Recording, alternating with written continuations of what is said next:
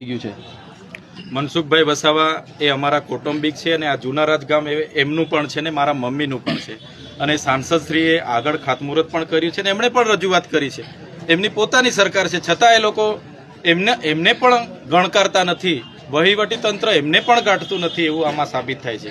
પણ અમે આમાં કાચું કાપવાના નથી। દિન 15માં જો વહીવટી તંત્ર અમને યોગ્ય જવાબ નહીં આપશે તો અમે નરેન્દ્રભાઈ મોદી સાહેબ અહીંયા આવવાના છે, એમનો સમય લઈશું અને જેટલા પણ ગામો અસરગ્રસ્ત છે અમે બિન રાજકીય રીતે બધા જ પક્ષના લોકો ભેગા મળીને એમને મળવા જઈશું। મામાના ગામમાં રસ્તો નથી બનતો તેને કારણે ભાણિયાએ વિરોધ ઉઠાવવો પડ્યો છે। બિલકુલ મારું મોસાળનું ગામ છે। મારે ક્યારેક મારા દાદા મારા કાકા કોઈની પણ તબિયત ખરાબ થાય એમને લાવવા માટે પણ તકલીફ પડતી હોય છે।